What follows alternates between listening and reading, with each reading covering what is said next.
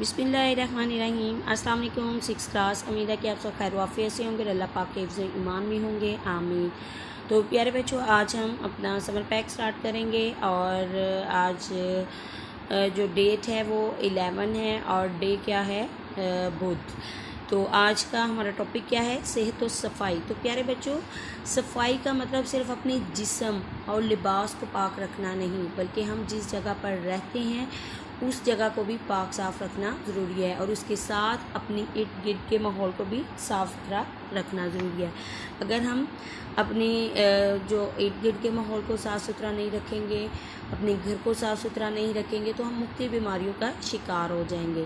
तो हमें अपनी सेहत को अच्छा रखने के लिए ऐसी आदत से गुरेज करना चाहिए जो हमारी सेहत पर जो है बुरे नताइज छोड़ती है। ठीक है, नबी पाक सल्लल्लाहु अलैहि वसल्लम ने भी कहा है सफ़ाई निस्फ़ ईमान है, यानी कि पकीज़गी ईमान का हिस्सा है। और प्यारे बच्चों, वैसे भी एक मशहूर मिसल है कि सेहतमंद जिस्म में ही सेहतमंद दिमाग होता है। ठीक है, तो अब हम इसकी रीडिंग स्टार्ट करेंगे और साथ में अल्फाज मायने हैं वो करेंगे। ठीक है, तो चलें हम अब रीडिंग स्टार्ट करते हैं कि सफाई से मुराद बदन, लिबास, जगह और माहौल की हर चीज़ को गंदगी से बचाना और साफ़ सुथरा रखना है। इस्लाम में सफाई के लिए तहारत का लफ्ज़ आया है। हमारे प्यारे नबी सल्लल्लाहु अलैहि वसल्लम का इरशाद है, पाकीज़गी ईमान का हिस्सा है। बदन, लिबास और जाय रहाइश। जाय रहाइश कहते हैं जो रहने की जगह होती है। कि सफाई इंसान के मुहज़्ज़िब, ये मज़हब नहीं आएगा यहाँ पे, मुहज़्ज़िब होने की अलामत है। हर मुहज़्ज़िब इंसान की ये तवक्का रखी जाती है कि वो अपने आप को, घर को, घर की हर चीज़ हत्ता के इर्द गिर्द के माहौल को साफ़ सुथरा रखने की हत्तल मकदूर, यानी कि जहाँ तक मुमकिन हो सके कोशिश करेगा।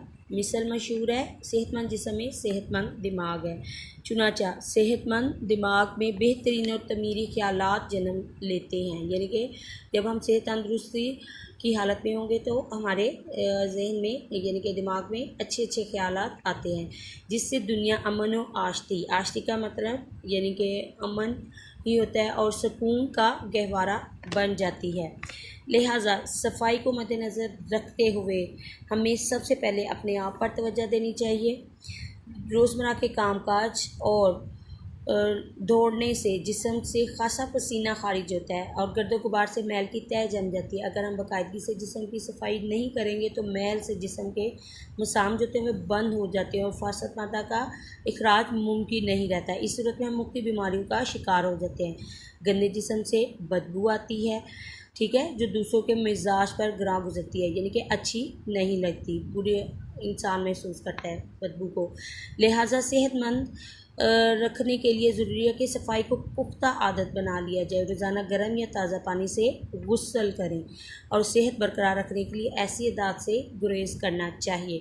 तो 6 क्लास आपने यहाँ तक जो है अपनी रीडिंग जो है वो उसकी दोहराई करनी है, यानी कि इसको प्रैक्टिस करना है। इसके साथ अल्फाज मायने हैं जो आपने याद भी करने हैं और लिखने भी हैं। सबसे पहला वर्ड क्या है, बखूबी, अच्छी तरह, पूरी तरह। जुज़, हिस्सा, हत्तल मकदूर, मुमकिन हद तक। तहारत, पकीज़गी।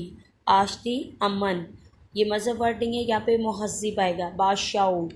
और यहाँ पे मुरत्तिब वर्ड है, तरतीब दिया हुआ, गुरेज, रुकना, बचना।